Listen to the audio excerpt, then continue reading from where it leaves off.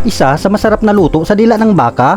Yes po, at samahan nyo ulit ako sa panibagong putahe nating pang-eksperimentuhan kahit umpisa na po natin. Una po, palambutin natin ang dila ng baka. At kung meron po kayong pressure cooker sa bahay, mas mabilis po sana.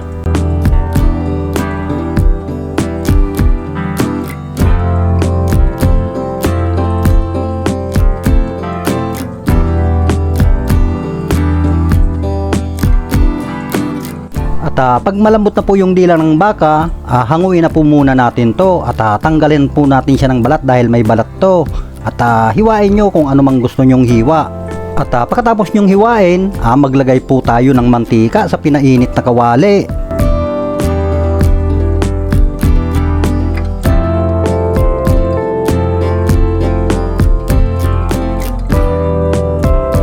At mag-isa po tayo ng bawang.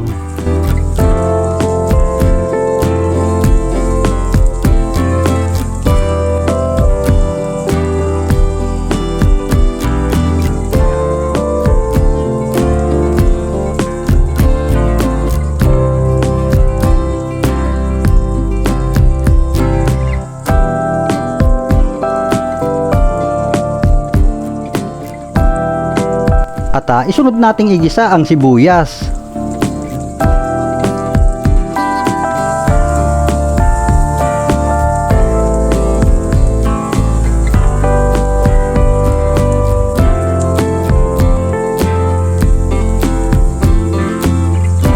At pagkatapos nyong igisa ang bawang sibuyas, ilagay na po natin yung ginayat nating dila ng baka.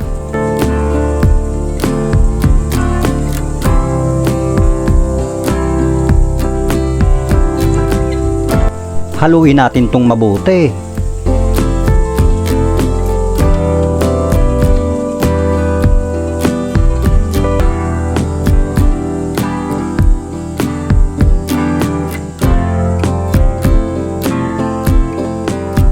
At maglagay po tayo ng kaunting ginisa mix. Maglagay din po tayo ng paminta at pamintang may dahon.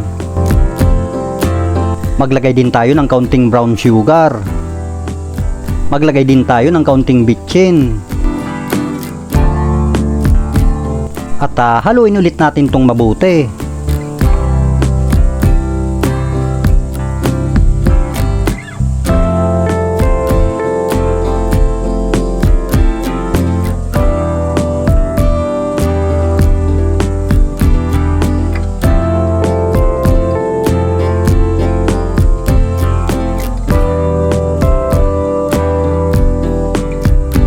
Pagkatapos nyong haluing mabuti, maglagay po tayo ng oyster sauce.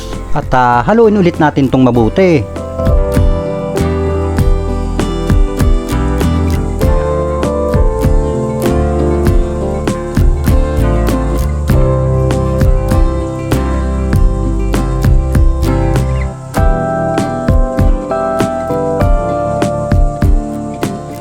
At pagkatapos nating haluing mabuti, maglagay din po tayo ng kaunting tuyo. At haluin ulit natin tong mabuti.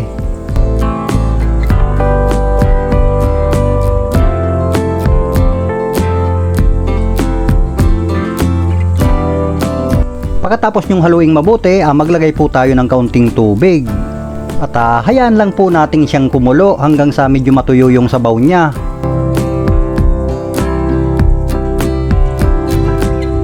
At pag tuyo na po yung sabaw niya, haluin ulit natin itong mabuti.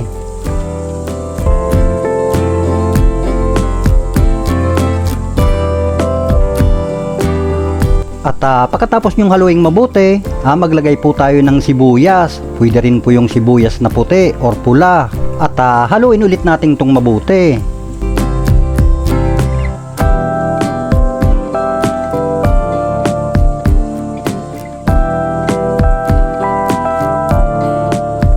At pagkatapos nyo ulit na haluing mabuti, maglagay po tayo ng suka.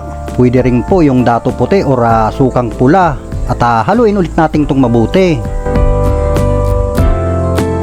At eto pa, para mas ganahan tayong kumain, maglagay po tayo ng chili garlic oil. At haluin ulit natin itong mabuti. At pagkatapos nyong haluing mabuti, pwede na nating patayin yung apoy dahil okay na po siya. Luto na po siya. Yan po, mapaparami na naman ang kanin natin ito. At yan po mga kakusina, sa lahat po pala na nakapanood na ng video, maraming salamat po. Mapalumang putahe man yan, mapabago man, mas lalo pa nating pasasarapin. At kita-kits na lang po tayo sa susunod na i-upload kong video. At maraming salamat po.